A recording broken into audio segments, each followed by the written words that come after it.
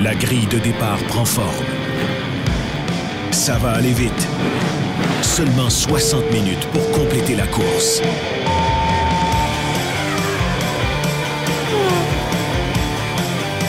L'Épingle, le podcast. Avec Greg, Pag et Jean-Max. Le podcast sur la course automobile. Une présentation de la Commission athlétique. Hey, salut tout le monde. Bienvenue dans l'Épingle, podcast de F1 de la Commission athlétique. Je suis avec, bien sûr, Pag Racing. Salut Greg. Co-animateur de toujours. Et également Jean-Max, co-animateur de toujours aussi. Comment ça va? Alors, ce sera nous trois qui serons avec vous pour toute cette saison de F1 qui a commencé de façon non spectaculaire à Bahreïn, mais on va en discuter ensemble. On est dans le studio ici de la Commission athlétique qui vous est présenté tous les équipements que vous voyez ici. C'est fourni par Best Buy et également JC Perrault, le complexe JC Perrault qui sont avec nous autres. Et cette émission vous est présentée par Paillé, le plus grand centre du camion au Canada qui vous présente cette émission. Bonne course! OK. Paillé. Les gars, on a commencé la saison à Bahreïn la fin de semaine dernière. On s'attendait, le week-end a comme bien commencé avec une FP2 qui était assez serrée. Max qui était pas content de sa voiture, puis finalement, après avoir battu Sergio Perez de 12 secondes l'an dernier, Max Verstappen l'a battu de 22 secondes cette année. Les sacs de sable qui sont sortis de la valise de la Red Bull. Je vais vous poser une question rapide là, pour sortir ça tout de suite. Là. Est-ce qu'on s'enligne sur une saison pire que l'an dernier au niveau de la domination de Red Bull, où on a vu des signes encourageants? Je commence avec Pag.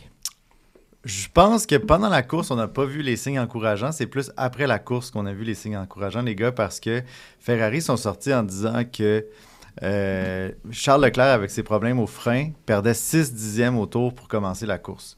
Quand il partait deuxième avec la nouvelle réglementation que le DRS est ouvert dès le premier tour, après le premier tour, on aurait pu penser qu'il y aurait eu une lutte beaucoup plus serrée. Puis aussi Charles qui a enregistré le meilleur temps en qualification. Ça nous donne un autre indice que Ferrari ne sont pas aussi loin qu'ils l'ont démontré en fin de semaine. L'autre point qui me rend positif ou qui me donne un peu d'espoir, c'est la performance de Mercedes. En fin de semaine, ils ont aussi annoncé après la course, comme je disais, que ils avaient mis la mauvaise couverture pour couvrir leur moteur, ce qui a fait en sorte qu'il y avait des troubles d'aération, donc le moteur surchauffait. Oh. C'est pour ça qu'on a perdu beaucoup de performances du côté de George Russell, qui lui était vraiment bien parti au début de la course. C'est compliqué comme problème parce qu'en fin de semaine, il faisait vraiment froid à Bahreïn, des températures qu'on n'est pas habitué de voir dans le circuit de la Formule 1. Alors, je comprends pas comment on a pu aussi mal calculer, mais George Russell, il a admis qu'il avait utilisé des configurations beaucoup trop agressives pour le Grand Prix du Bahreïn. Donc, à mon avis, dans les prochains Grands Prix, on va voir de bien meilleures performances de leur part. Je suis assez d'accord. Je pense que Red Bull, avec leur nouvelle voiture, dont tout le monde était surpris finalement, là, tout le monde, cette saison, a tenté d'un peu copier la RB19 de l'année passée.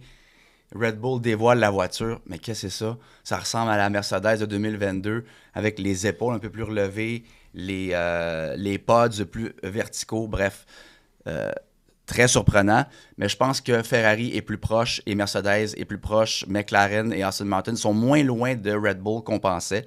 C'est pas mal ça que les pilotes et les directeurs techniques disent. C'est encourageant de voir Carlos Sainz à seulement 2,65 secondes de Perez. Fait que qui fait la différence? C'est Max, qui est juste comme dans une ligue à part en ce moment. Ferrari est proche de Red Bull. Sergio Perez va devoir travailler plus fort que jamais pour avoir un autre siège de l'année prochaine. Mercedes, problème de refroidissement, mais George Russell a prouvé que la Mercedes n'est pas très loin. Je me demandais en début, là, je me disais, bon, qui sera 2, 3, 4 et 5? Aston Martin est 5e, un peu comme l'an passé. Puis je pense que ça va être Mercedes et McLaren qui vont s'échanger la balle en 3 et 4e. Il y a 14 sièges libres l'année prochaine, à la fin de l'année. Ça va être une saison vraiment plus intéressante qu'on pense. Oui, puis c'est parti de grande façon. Je trouve ça intéressant que vous parliez du système de refroidissement des Mercedes parce que c'était des infos que j'avais eues directement d'Angleterre que je vous avais partagées et qu'on avait dit ici en ondes. Puis j'ai trouvé ça intéressant de surveiller ce point-là. Tu sais, c'était Logan Sargent ou non, c'était Alex Albon qui disait qu'il ne pouvait rien voir. Et on le voyait même sur la caméra de son volant, ça disait « Car too hot ».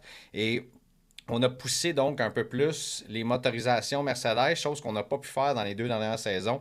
Puis on a vu que selon moi, une fois qu'on va avoir trouvé la combinaison parfaite pour refroidir ces moteurs-là, puis d'avoir le bon système de refroidissement, d'aération, ce qui n'est pas trop compliqué à trouver une fois qu'on est rendu presque là. Je pense qu'on va avoir des belles surprises.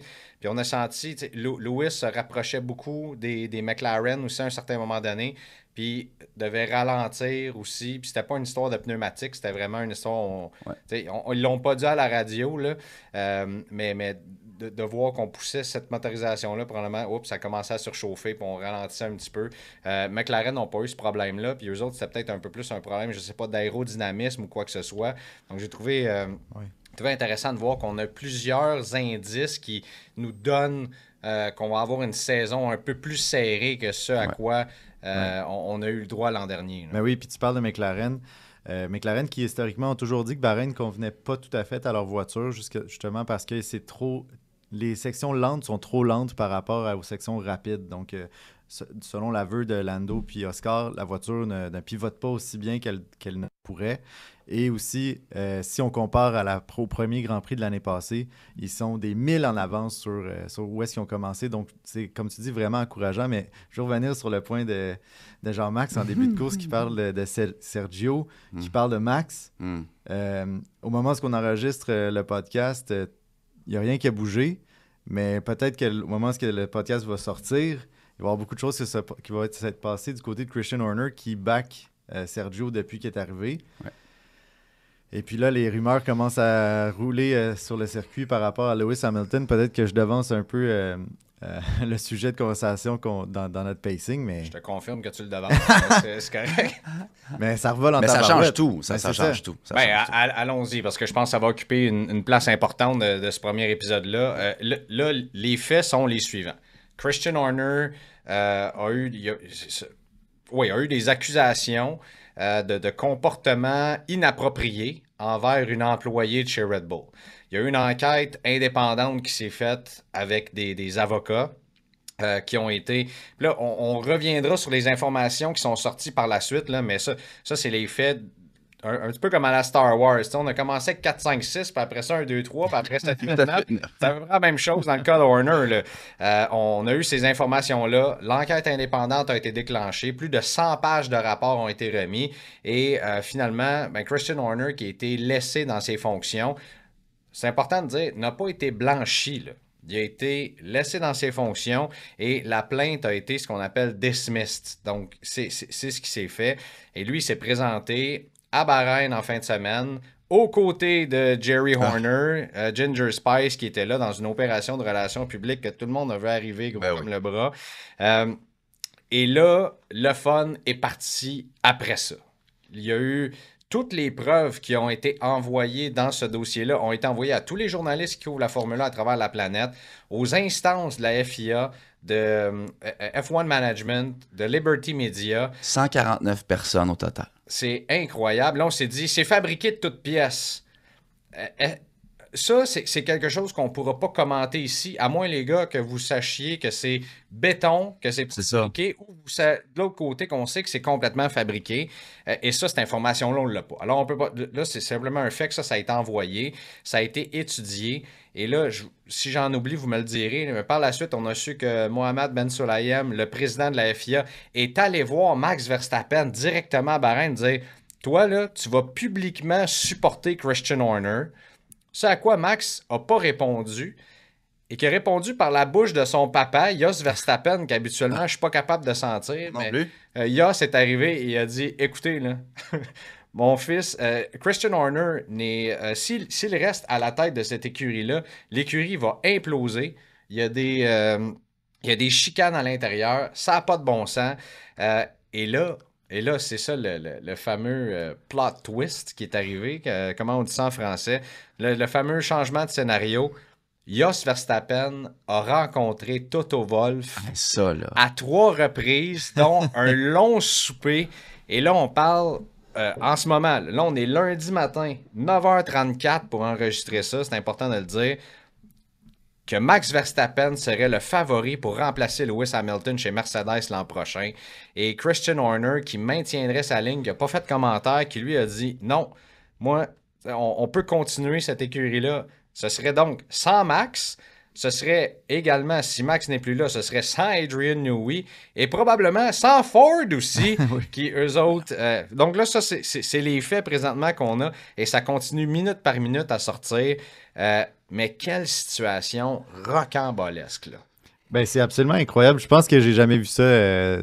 J'ai jamais vu ça dans l'histoire de la Formule 1. Ça part fort. Là. Ça part fort. Puis, ce qui est complètement fou, c'est vraiment comme dans un épisode de Game of Thrones. Là, c'est vraiment le leader de l'écurie la plus puissante qui se fait faire une mutinerie par, je veux dire, le fils de le père de la royauté, le roi, là, disons, par... le Red Bull, c'est les Lannister, c'est ça? Mais je sais pas si en même temps, tu sais, là, tout le monde dit, c'est clair que c'est Jos Verstappen qui a envoyé ça à tout le monde.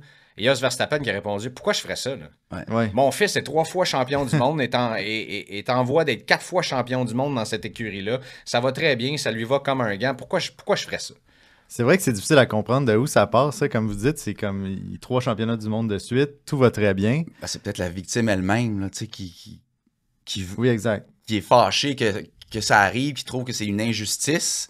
Fait que tout ce qu'elle peut faire, elle, c'est... Peut-être dans le camp de la victime, de la plaignante, de la victime, on ne sait pas. Là, il y a tellement de parties impliquées. Là. Mais en tant que tel, ils font faire une enquête privée, justement, pour se sortir un petit peu de l'embarras, pour être sûr que le processus est suivi comme du monde. Donc, il faut faire confiance au processus jusqu'à une certaine limite, même si c'est une enquête privée. La seule affaire qui est comme dommage dans tout ça, c'est qu'on se pose tous la question, même s'il y a une enquête privée, est-ce que tout ça, c'est fabriqué? Tu sais, dans le sens que nous, on pense pas, mais on se pose quand même la question. Ouais. Puis la question, c'est pas juste nous autres qui se la posent, c'est tout le circuit qui demande finalement, ça vient de où ces informations-là, ces leaks-là, ils viennent de où? Et puis ça, je pense que ça démontre en tant que tel que c'est pas tout à fait aussi paisible qu'on essaie de nous faire croire chez Red Bull. Il y a plusieurs trucs. Tu sais, là, en ce moment, on se dit... Là, supposément, ça, on l'a su après, que le communiqué était déjà prêt pour dire Christian Horner s'en va. Il sera plus là. C'est ça, c'est la partie autrichienne de chez Red Bull qui aurait tout préparé ça. Mais la partie Thaï de chez... Parce qu'on l'oublie, là, c'est une compagnie thaïlandaise, Red Bull. Oui. Cette partie-là, eux qui détiennent la compagnie à 51%, sont derrière Christian Horner. Alors, c'est un gros jeu de pouvoir. Mais tu sais, en même temps, les gars, je veux dire, est-ce que c'est fabriqué de toutes pièces? C'est difficile de se prononcer là-dessus, mais en même temps, est-ce qu'on peut se dire que c'est fabriqué de toutes pièces? T'sais, il n'y a pas de fumée sans feu, j'ai l'impression. Il y a quelque chose là qui se passe. Et puis, c'est pas Jos Verstappen qui mène tout ça derrière. On sait que Helmut Marko et Christian Horner ne s'entendent pas, mais pas du tout. Ça a été sorti aussi là-dedans. J'étais un peu abasourdi d'essayer de démêler tout ce qui se passe présentement. Puis, je vois pas comment Christian Horner, envers et contre tous, ton pilote, le pilote actuel meilleur sur la grille, là, le triple champion du monde en titre, voire quadruple, on peut peut-être déjà lui donner le championnat, menace de claquer à la porte et de s'en aller chez le compétiteur. C'est Jos Verstappen. De quoi il se mêle, lui? Moi, ça me Non, mais répondons à la question. Tu as raison, de quoi il se mêle. C'est quoi la question? Mais la question, c'est comment il peut finir la saison chez Red Bull? Comment il peut rester... Horner? Ben écoute, là... Rendu là, au moment où on se parle, je me demande... C'est vrai que c'était la pire chose qui ne fait pas arriver. Une des pires choses qui ne fait pas arriver, c'est que Jos Verstappen dit il doit s'en aller. Oh mon Dieu, ça... Dans les médias, puis là, c'est comme partout. Là. Christian Horner veut rester chez Red Bull parce qu'il est convaincu qu'il est capable de gagner des championnats sans tout le monde, sans Max Verstappen, sans Ford et sans le backing du... les Thaïs puis les Autrichiens. C'est-à-dire que Horner, il est backé par les Thaïs, qui possèdent la compagnie à 51%, mais pas par les Autrichiens. Donc lui, Horner, il est convaincu qu'il est capable de gagner des championnats du monde sans tous ces ingrédients-là quand même. Ça démontre quand même que tu as un ego pas pire démesuré. Mais t'as pas le choix d'avoir un ego démesuré pour être là, je veux dire. T'es en F1. T'es en F1, t'es au sommet de la course automobile mondiale. Mais quand tu regardes les faits, c'est impossible. Quand tu regardes où est-ce que Sergio il termine, il est à 2 secondes de de Carlos en fin de semaine, c'est absolument incroyable de penser que tu vas pouvoir, à moins de remplacer Max par un jeune prodige là, auquel on réfléchit Mais pas là, en ce moment. moi, pas nulle part. L'histoire de Mercedes, là, c'est le pire gossip qu'il n'y a pas. Ben, je le Il sais a pas, été moi. vu avec Toto. Clic, clic, clic, clic, clic. Oh my God, il s'en va chez Mercedes. Max, tout ce qu'il veut, c'est le meilleur char. Mais le meilleur exemple, c'est Lewis la meilleure Hamilton. char, c'est Red Bull.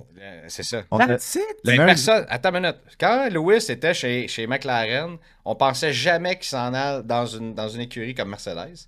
Ouais, Ça a été il a eu le flair méga de croire surprise. que Mercedes. Et après ça, on pensait jamais qu'il s'en irait chez Ferrari. Ouais. 12 heures avant, là, je me souviens plus qui m'a texté ça, puis je suis parti à rire. Puis je pense que c'est un auditeur qui m'a envoyé ça, puis j'ai dit hey, wow, imagine, hein? Non, c'était Catherine Harvey-Pinard de la presse. Et on se parlait de ça. Hey, imagine. Et le lendemain, c'était fait. Lewis en rouge. Tu sais, Lewis en haut, mais moi, je pense que Max, et en même temps, Max l'a déjà dit aussi, trouve ça plate, tu sais. Moi, C'est sûr. c'est une des notes que je vous ai envoyées, là, moi, de le voir dans- il gagne le Grand Prix par 22 secondes sur son coéquipier, et le premier mot qu'il dit « Unbelievable, guys! » Non, je pense que t'étais le seul à penser que c'était pas croyable. Il a eu justement. peur en FP2, effectivement. Sa boîte de vitesse, il y avait de la misère, puis là, il commençait à stresser, évidemment. Ouais, mais ça, c'était le jeudi, là. Mais Ouais. il était surpris d'avoir la pole. Il était surpris d'avoir la pole. Mais il était pas supposé l'avoir. C'est vraiment un coup de vent dans le dernier virage de l'essai à On a Charles. l'air surpris, là, les gars. Oui, mais c'est à cause d'un coup de vent sur le tour de Charles Leclerc qui a enlevé la pole à Charles, parce que sinon, il l'aurait battu. Et Charles n'a pas pu avoir ses nouveaux soft en Q3 parce que Ferrari a décidé qu'il allait les mettre en Q1. C'est ça qu'il disait, il était vraiment déçu. Fait que s'il y avait eu ces nouveaux pneus-là en Q3, le roi de la pole peut-être aurait strike again. Cela étant dit, Max a déjà dit que lui, il a gagné par cette marge-là. Tu sais, Max, c'est un pilote dans l'âme, c'est un gamer, je veux pas dire un courseur parce que ça se dit pas, mais il a envie de courser, lui, dans la vie. Oui. Tu sais, puis de gagner comme ça par 25 secondes en avant là, sur ton coéquipier, tu n'es même pas proche d'avoir une course. Il l'a dit l'an dernier à plusieurs reprises. Tu sais, pas dire que c'est plate, mais c'est plate. Mais il conduit tout seul. Alors, de s'en aller chez Mercedes, moi, je suis pas en train de dire que c'est fait, mais je suis Ben pas non. en train de dire que c'est... C'est ça? Je suis pas en train de dire que c'est impossible non plus. Tu sais, je me situe vraiment entre les deux. Dire, regarde, si la situation chez Red Bull, puis là, il voit qu'actuellement, il dit, regarde, je suis encore en train de gagner de même. Tu sais. Mais oui, mais D'avoir il un veut des défi. championnats, là, rendu là. Lui, il veut la meilleure voiture. Ben, il l'a dit que lui, il faisait pas ça pour les records. C'est vrai. Il faisait pas ça pour gagner par 25-30 secondes. Je veux dire, oui, tu veux toujours la meilleure voiture, mais à un moment donné, quand tu l'as faite, là, quand t'étais là, il a gagné. Qu'est-ce que Max Verstappen... Pensons, là, plus loin. Mercedes! Mais je pense que en Non, fin de semaine, Pensons plus loin. Pensons plus loin. Dans l'héritage de Max Verstappen, s'il continue à gagner avec cette voiture-là, qui est une fusée là, sur 4 roues, là, Ouais. qu'est-ce qu'on va dire de lui? Il a gagné avec le meilleur char tout le temps.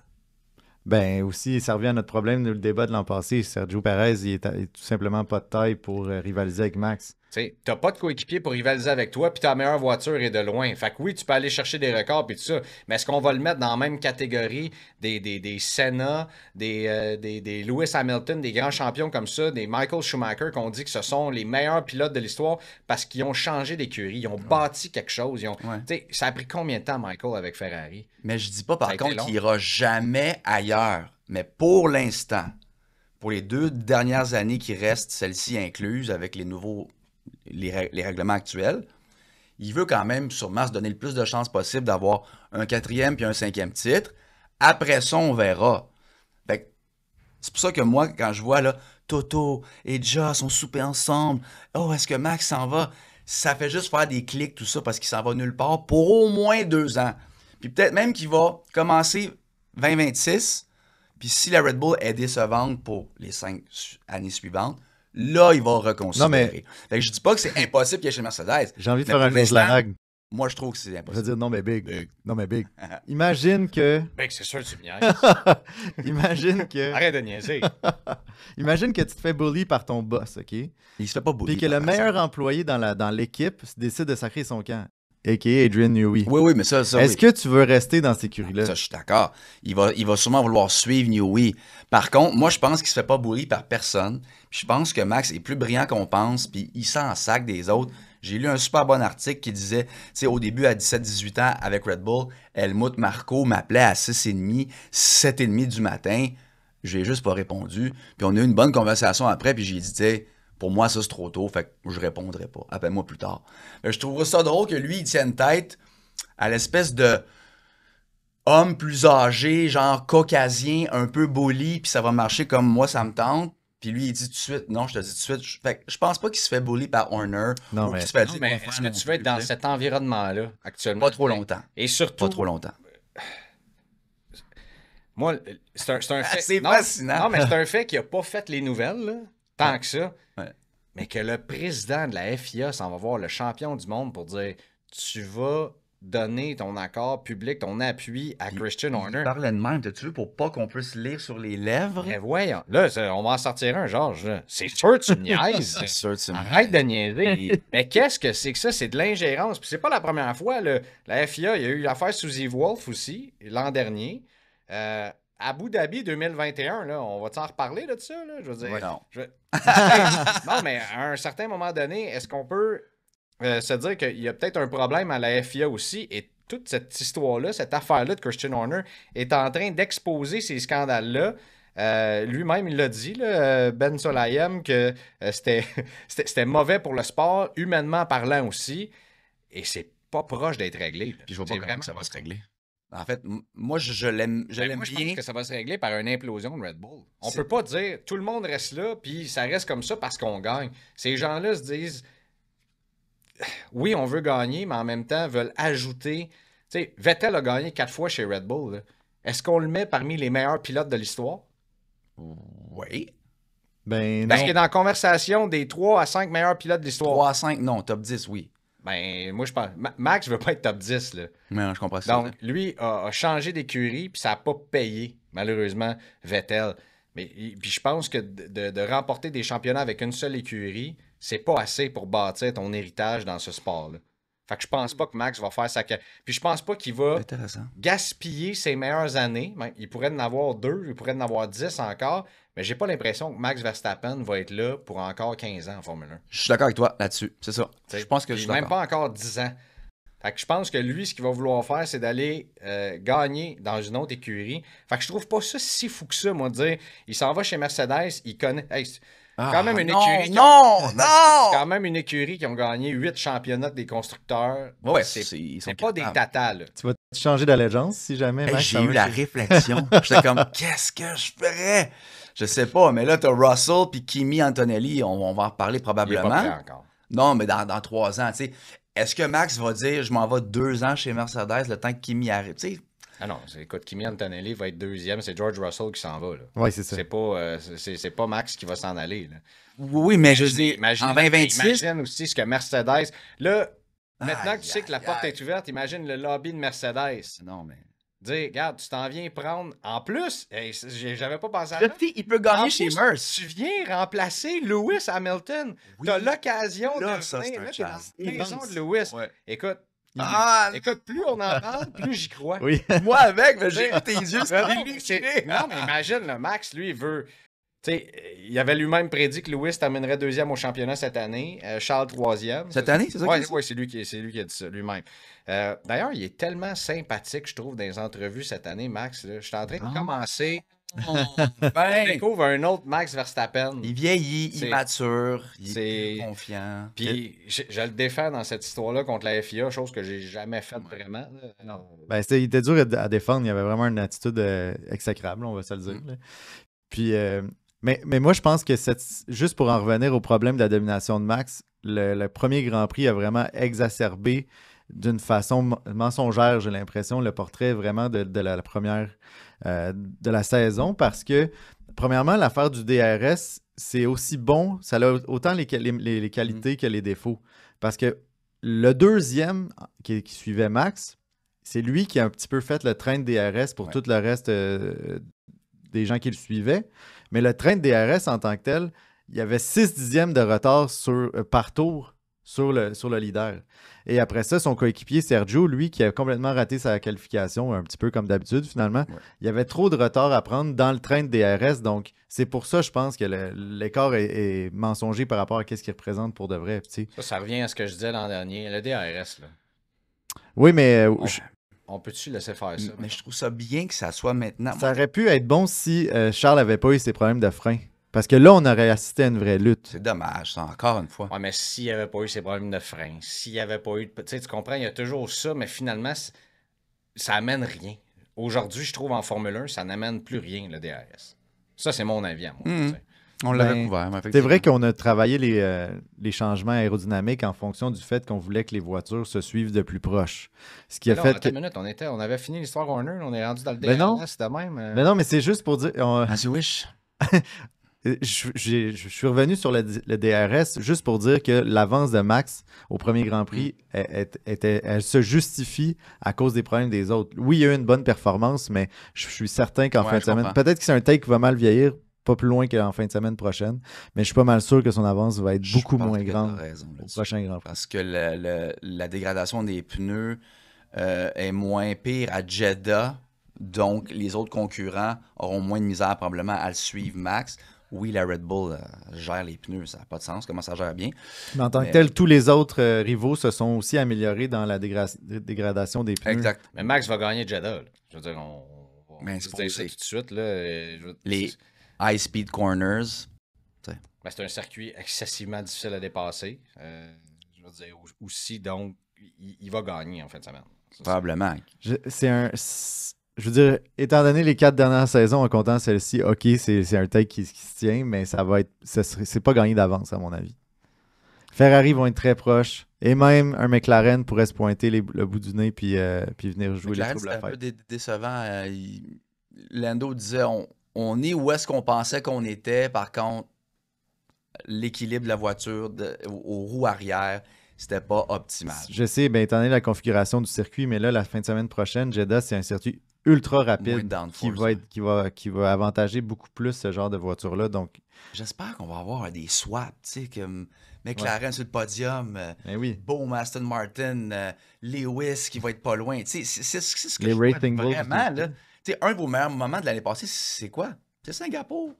C'est Saints. C'est Russell qui crash à la fin. C'était tellement tight, il restait 3 tours. C'est incroyable, ça. D'ailleurs, avant que je vous pose d'autres questions, on vous rappelle, notre présentateur Payet vous rappelle que l'événement Troc en stock, c'est bien des trocs maintenant.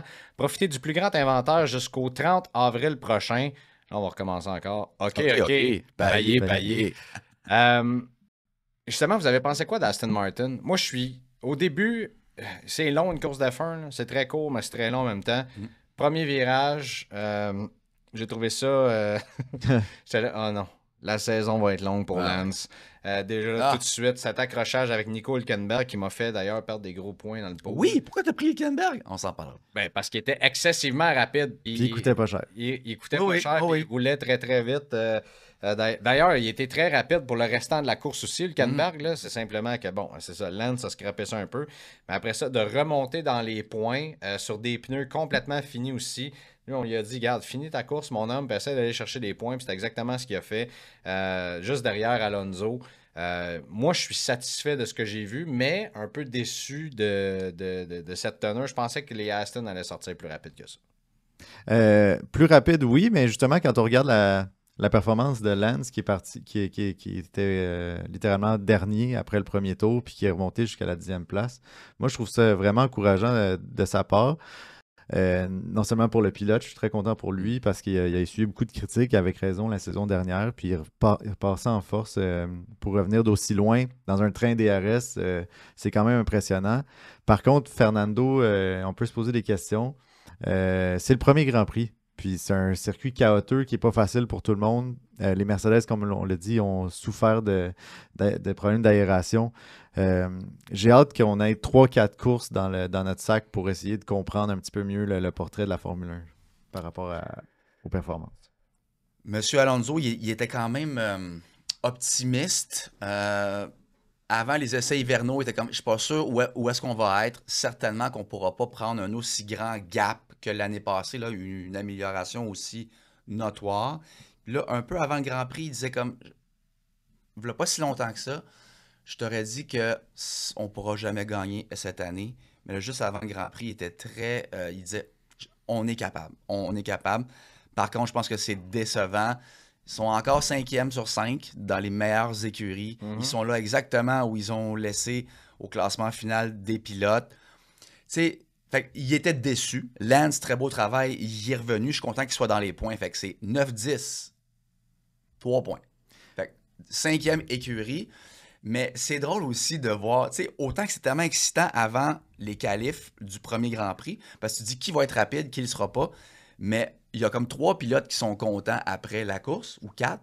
Tout le reste, ils sont déçus. Tu le vois dans leur face, ils sont débinés. Ils font comme, bon, on pensait qu'on était plus haut que ça, mais on a du travail à faire. Parlant de Fernando. Imaginez un duo Carlos et Fernando chez Red Bull la saison prochaine. Ça serait incroyable. Hey man, on est rendu à dire que Max sera plus ça. Qu'est-ce que c'est? N'importe quoi. Et effectivement, ça serait. Et ça, c'est sûr qu'on va suivre ça toute la saison.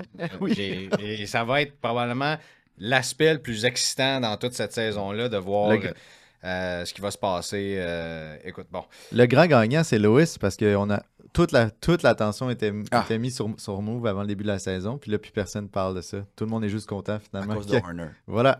Non, et tu sais, si je suis Lewis, je suis pas débiné du tout là, en voyant la performance des Ferrari en fin de semaine, surtout de celle de Carlos Sainz. Mais parlons-en tout de suite. Là.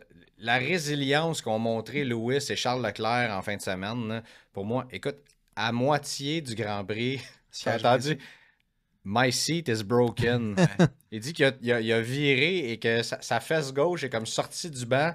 Imaginez un instant, tu es dans une voiture comme ça, ultra rapide, avec des forces de 5G d'un bord puis de l'autre, et ton siège est brisé. Bono, OK, copy. Rien d'autre à répondre.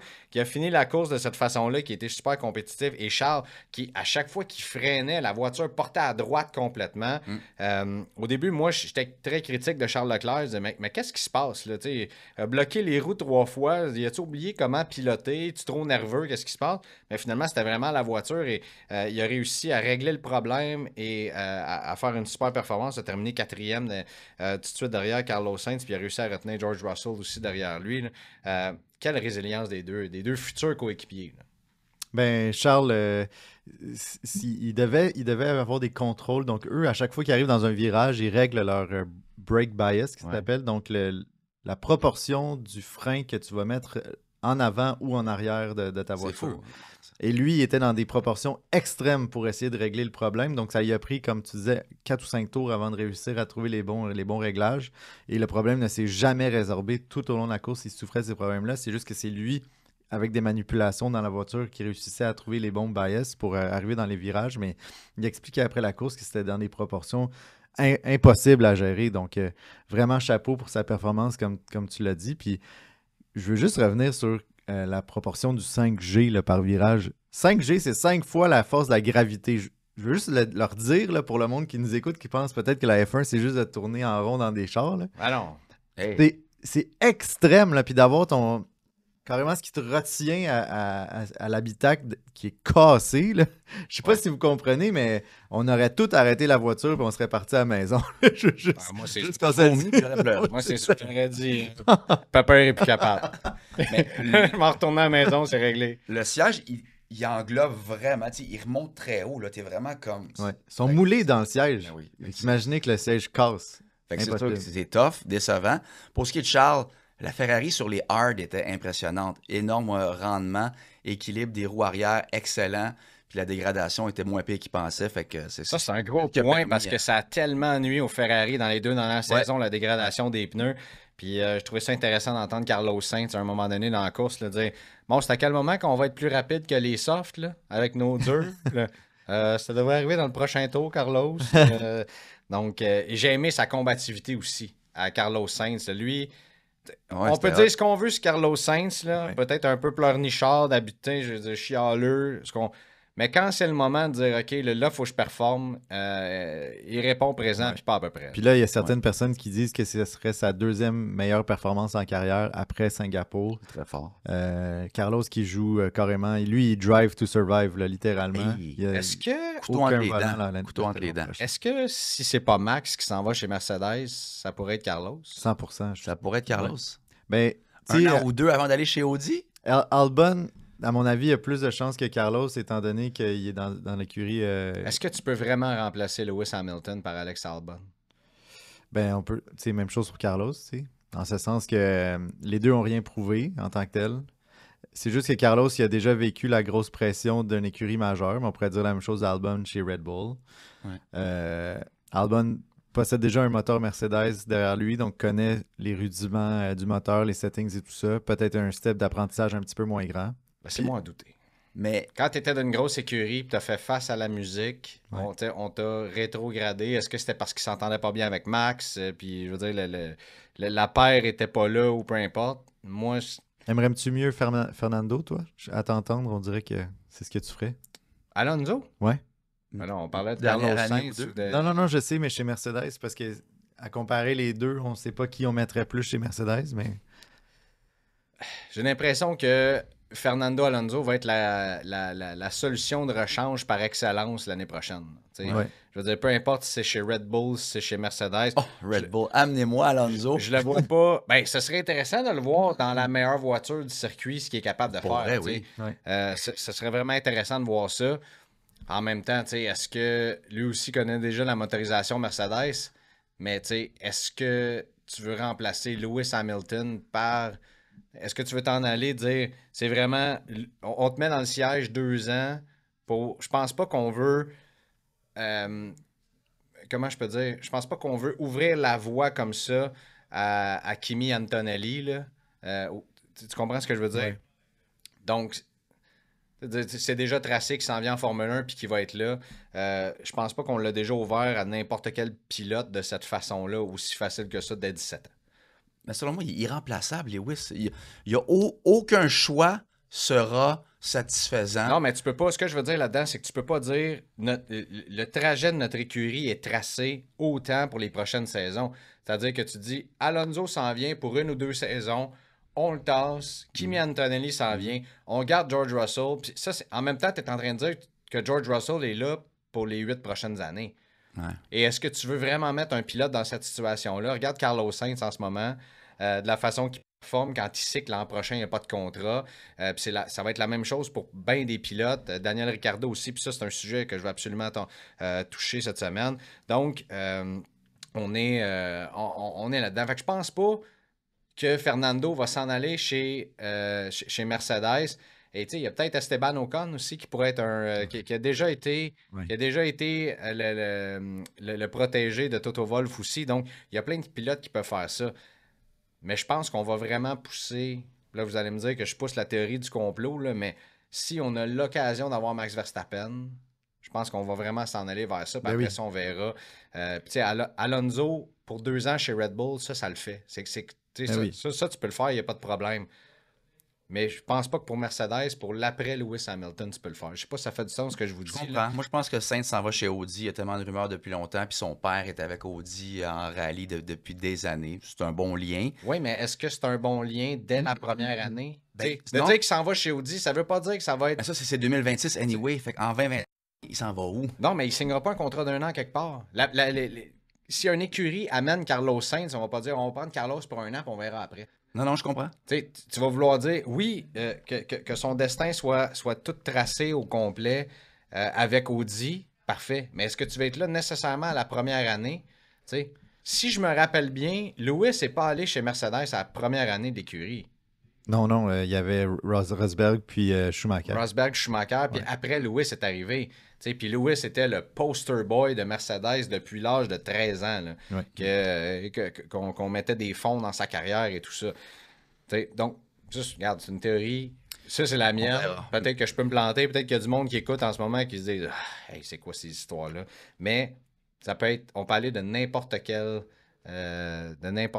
direction. Ouais. Mais c'est pour ça que c'est fascinant la Formule 1 parce que j'ai l'impression que c'est un grand amalgame de what if. Puis là, je les mets de qu'est-ce qui aurait pu se passer. C'est comme, on dirait souvent que la culmination d'un week-end du Grand Prix, c'est souvent juste avant la course, après les qualifications. Parce que là, tu te dis, oh mon Dieu, Charles est vraiment pas loin de Verstappen. Donc, tu es toujours dans le what if. Puis là, on est vraiment dans le scénario, le plus gros what if qu'on pourrait de la Formule 1. Un scénario complètement incroyable. La terre tremble. Oui, effectivement, le mot est bon. Le mot est quasiment faible, même, je te dirais. Les gars, avant qu'il nous reste juste quelques minutes, là, je retrouve mes notes, mais je vais absolument vous parler. Il y a un pilote qui commence à me taper sur le gros nerf, puis pas à peu près, en plus. Je l'ai toujours défendu de par son talent.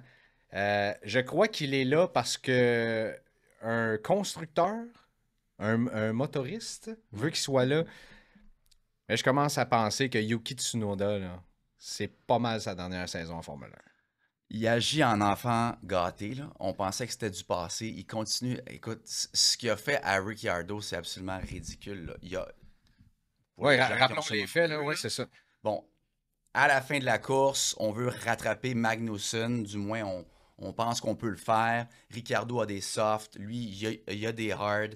C'est évident que Ricciardo va être plus rapide. On dit, Yuki, donne ta position à Ricciardo. Et là, il se met à dire...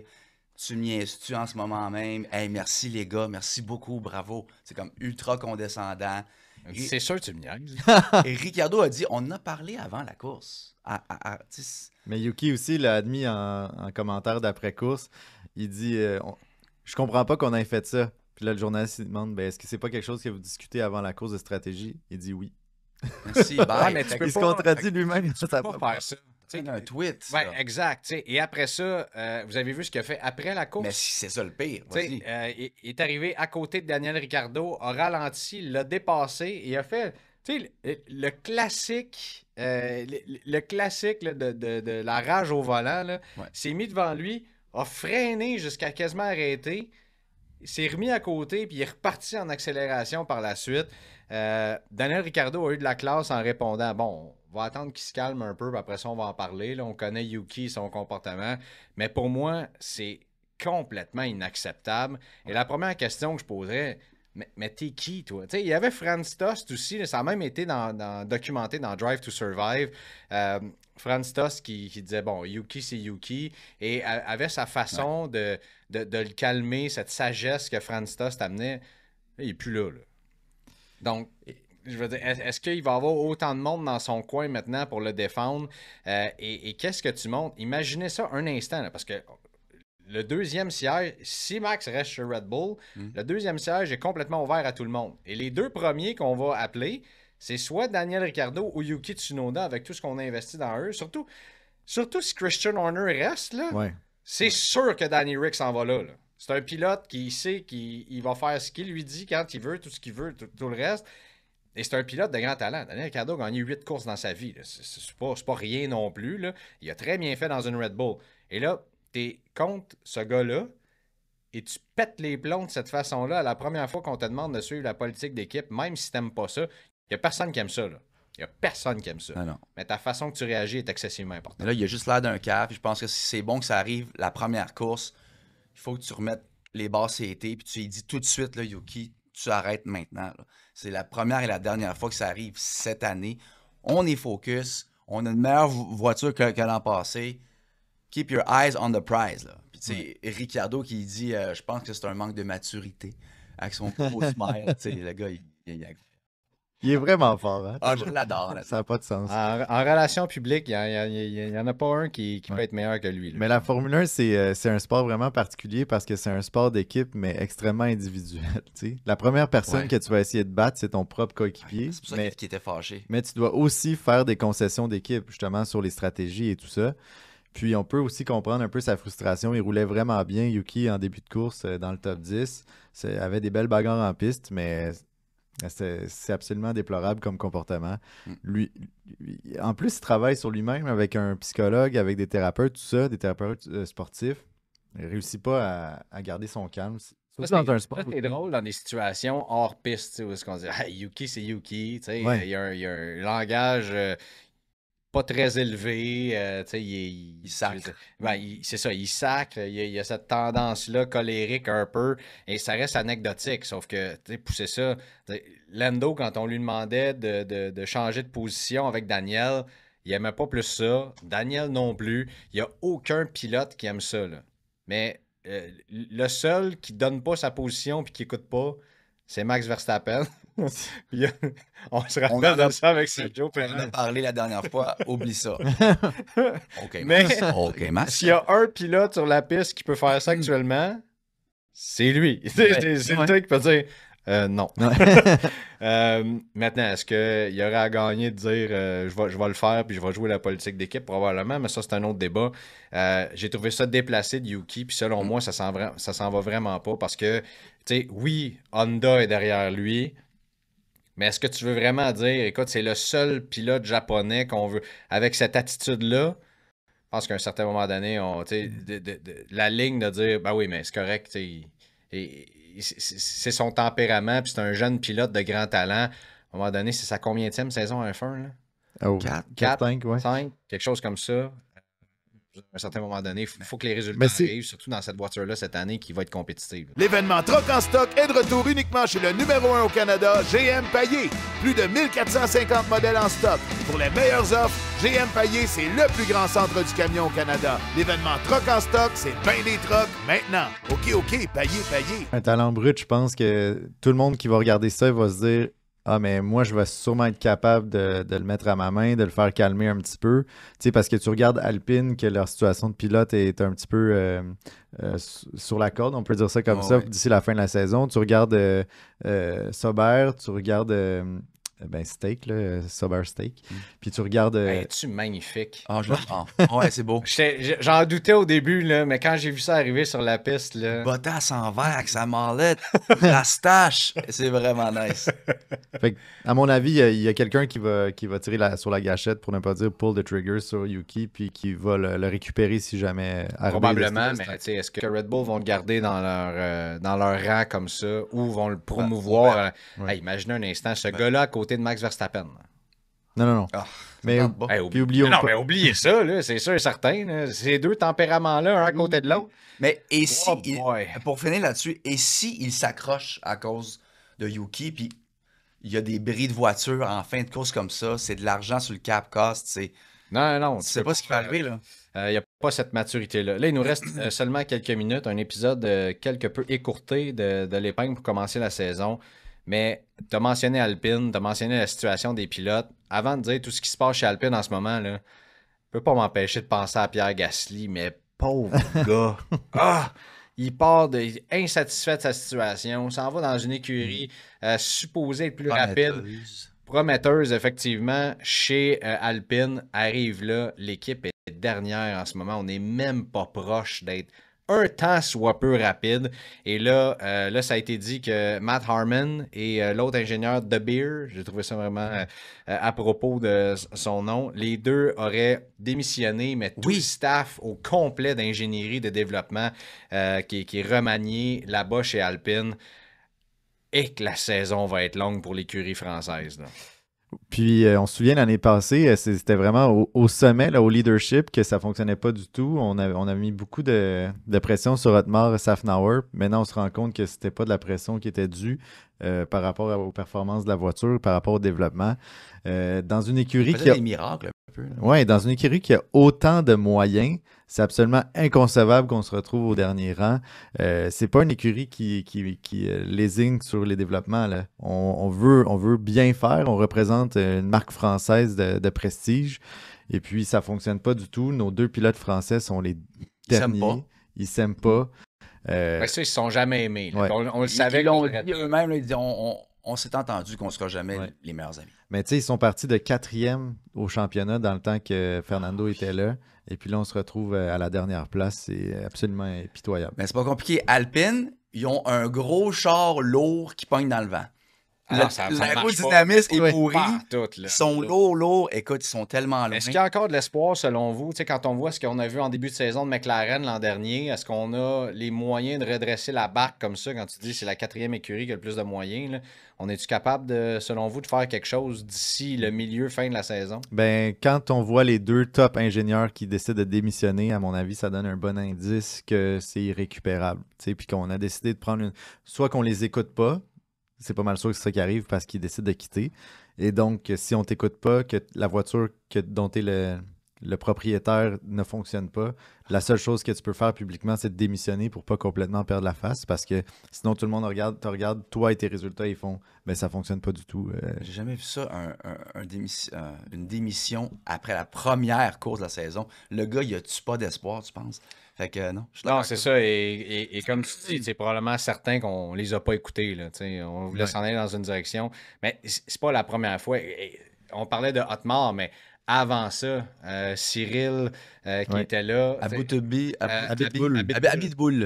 Cyril qui était là, qui lui aussi a démissionné. Ouais. Et depuis ce temps-là, on n'a pas eu de nouvelles de lui du tout.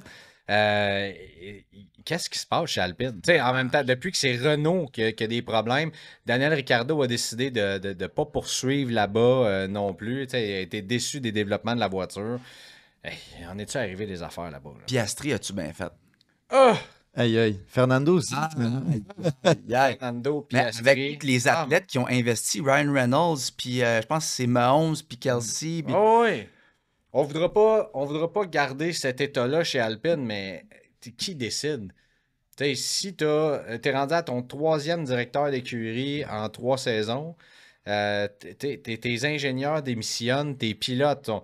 Là, hey, c'est sûr que là, nous autres, il y a eu ce beau projet-là d'avoir cette écurie française, ce développement qui... Et là, je pense que ce projet-là, ça va probablement être repris par quelqu'un d'autre. Je ne sais pas ce qui va arriver avec l'année. Ben, ce ne sera pas cette année, mais t'es Pierre Gasly à un moment donné, tu veux-tu rester là? T'sais. Mais non. Esteban Ocon en est à sa combienième chance en Formule 1? Je ne sais pas si quelqu'un... Tu sais, je parlais d'une possibilité chez Mercedes, ça reste une possibilité. Est-ce que j'y crois? Absolument pas. Là. Et tu sais, surtout que tes 2 derniers coéquipiers n'ont pas été satisfaits de... C'est ça. Alonso qui a détesté son passage avec Esteban Ocon. Pierre Gasly aussi. Alors, bref, on est dans cette situation-là. L'événement Troc en stock fait son entrée chez Payet Chrysler Dodge Jeep Ram. Plus de 375 modèles en stock. Avec Payet Chrysler Dodge Jeep Ram, vous avez les meilleures offres et plus de choix. L'événement Troc en stock, c'est ben des trocs. Maintenant, OK, Payet. Messieurs, un petit mot avant de finir sur quelque chose. Il nous reste 2 minutes. Ben Jeddah, Colin, ça va vraiment... Avez-vous des prédictions? Parce que ça va être intéressant à regarder. Quel beau circuit. Max, Charles va bien faire. Ouais, là, il est dû. Mais je m'attends, là, vous allez me dire que je prêche ma paroisse, mais je m'attends à un rebond de Lewis aussi. Bon. Malgré que ses performances n'ont pas été là, dans les dernières années à Jeddah, mais je pense qu'on peut voir. J'ai pas vu Lewis aussi détendu depuis longtemps. Les blagues qu'il fait avec les journalistes, je sais pas si vous avez vu ça, là, dire Hey, tu m'avais mis bas, toi, dans les prédictions de journalistes qui fondaient. Hey, vous auriez dû voir la face. J'ai trouvé ça vraiment. J'adore les pilotes. Max, c'est des contracts cette année. Lewis, on le voit aussi. De voir ce type de média-là, j'adore ça. Fait que moi, je dirais ça comme podium. Moi. Allons-y avec, Max, Lewis Lando. Tiens. McLaren is back pour... C'est drôle que tu nommes pas Sergio, parce que c'est comme historiquement, il fait bien à Jeddah. Sergio. Il n'a pas planté la voiture. Ah non, l'année passée, il finit 2e.